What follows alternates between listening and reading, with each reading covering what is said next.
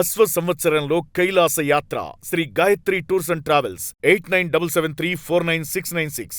ఎక్కడో ఇరాన్లో జరుగుతున్న యుద్ధం ఎఫెక్ట్ ఇప్పుడు మన ఇంటికి మనం కంచం దాకా కూడా వచ్చేసింది. మన దేశంలో పెద్ద గ్యాస్ బాంబ్ పేలుతోంది.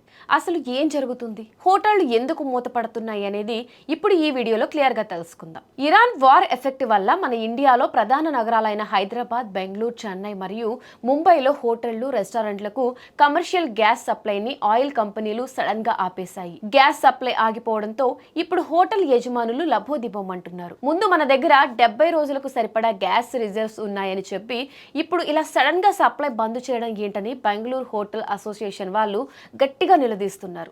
గ్యాస్ సప్లై ఇవ్వకపోతే మేము హోటళ్లు మూసుకోవడమే అని తేల్చి చెప్పేశారు. ఇంకోవైపు చెన్నై హోటల్ అసోసియేషన్ వాళ్ళైతే ఏకంగా సీఎం నరేంద్ర మోడీ గారికే లెటర్ రాశారు. హాస్పిటల్, హాస్టల్స్, ఐటీ పార్కుల్లో ఉన్న వాళ్ళకి భోజనం దొరకక చాలా మంది ఇబ్బంది పడుతున్నారు. వెంటనే ఫుడ్ ఇండస్ట్రీకి గ్యాస్ సప్లై పునరుద్ధరించాలి అని ఆ లెటర్లో గట్టిగా డిమాండ్ చేశారు. బెంగళూరు, చెన్నై పరిస్థితి ఇలా ఉంటే ముంబైలో అయితే సిచ్యువేషన్ ఇంకా దారుణంగా ఉంది. అక్కడ కమర్షియల్ గ్యాస్ లేక ఆల్రెడీ 20% హోటళ్లు మూతపడ్డాయని ముంబై హోటల్ అసోసియేషన్ వాళ్ళు ఆవేదన వ్యక్తం చేస్తున్నారు.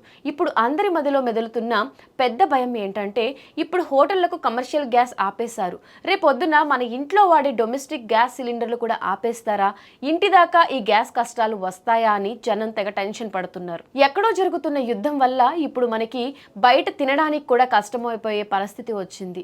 ఈ గ్యాస్ క్రైసిస్ మీద మీ ఒపీనియన్ ఏంటో కింద కమెంట్ సెక్షన్లో కమెంట్ చేయండి. మరిన్ని ఇంట్రెస్టింగ్ అప్డేట్స్ కోసం ఇట్స్ యూటీ ఛానల్ని సబ్స్క్రైబ్ చేసుకోండి.